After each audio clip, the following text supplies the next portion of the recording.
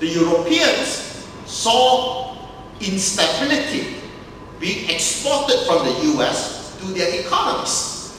So what they did was, instead of uniting to criticize China, they were now uniting around China to criticize the United States for undertaking QE2.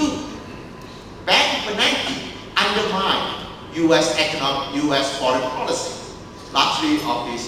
Couldn't he wait 10 days later and then announce QE2? So what I'm trying to say is that China is not very good in dealing with the rest of the world. And that is what is likely to cause the rest of the world to put a roadblock in front of Chinese economic growth. And if Chinese economic growth will slow down, its imports of raw materials in Southeast Asia will also slow down. So our fate is very dependent on what the economic policies of what the United States, Japan, Western Europe, and China do. Now let me come to the third question. What can be done to restore growth in Malaysia? Before the Asian financial crisis, Malaysia grew at over 9% a year for around 8 years.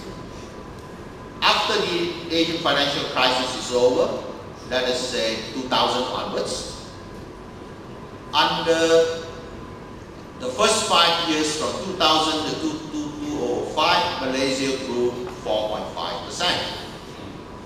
2005 to 2010, Malaysia grew around less than 5% a year.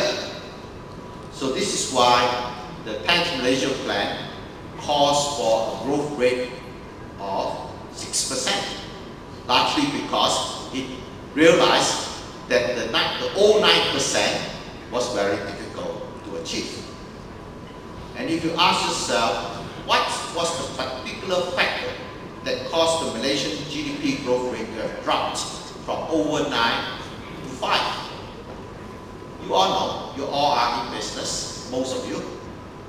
What happened was the investment rate plummeted. Specifically, up until last year, the amount of private investment is smaller than the amount of investment coming from the government budget. And private investment consisted of 3 components. One is FDI. Second one is truly private investment. And the third one is investments by government-linked companies, Thye and Kajang. So even with the government-linked companies and FDI, Malaysia's investment has plummeted tremendously, plummeted to the extent that it's even smaller than what the government invests. And that is the only situation you see in a communist country, where private investment is smaller than state investment. What caused the big decline in Malaysian investment?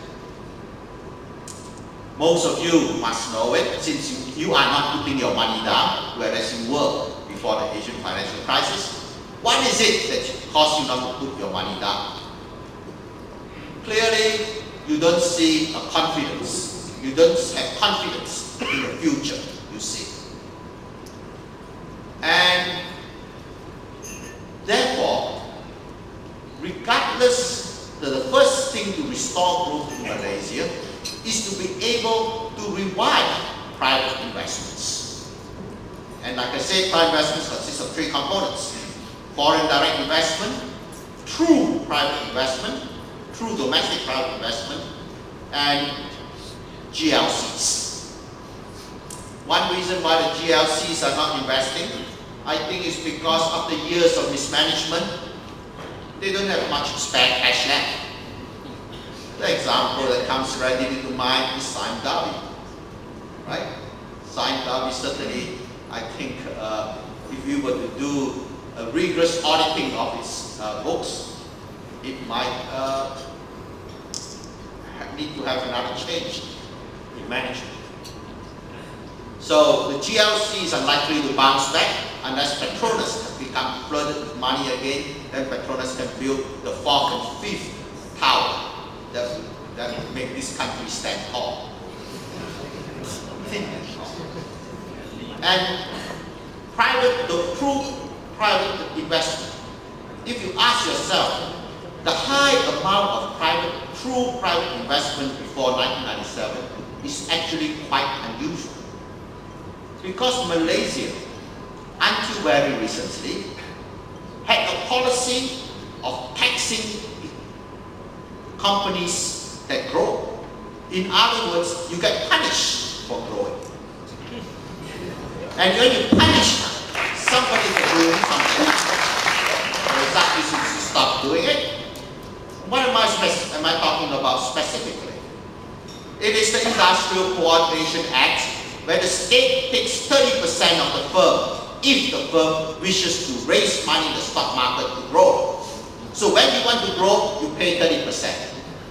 So if you could afford to do so, you still, because of your entrepreneurial brilliance, you could pay off the 30% and still make money. And what if you want to grow again? So you want to raise more money, right? And when you want to raise money the second time, they would ask, what happened? What is the existing distribution of shares? You would find out that in most cases, the 30% that you hand over to the government have been distributed and then been sold. And they are no longer in the hands of the targeted community. And so what should the company do the second time? Yeah, you should go back, buy up those shares, and give it to the government to redistribute again. That was what NEP in action was. NEP has now come to mean no economic progress. Basically, it taxes growth. And when it taxes growth, growth slows down. In fact, what happened? What it really happened was it encouraged successful firms to leave Malaysia. One of the most world-class industry in Malaysia is hospitality industry, Shangri-La Group. Shangri-La is now a Hong Kong listed company. So what we have is companies that are capable of expanding and providing upper middle income jobs have left the country. So you have got capital leaving the country, but that capital leaving the country did not seem to appear to have any negative consequences. Why? Because FDI was coming in. Because the FDI was coming in, the private domestic capital, some of it is flowing out, the negative impact is not seen. And because of Malaysia's policy on personnel, the result is many professionals leave the country. But that's okay, largely because at that point in time, Malaysia was producing low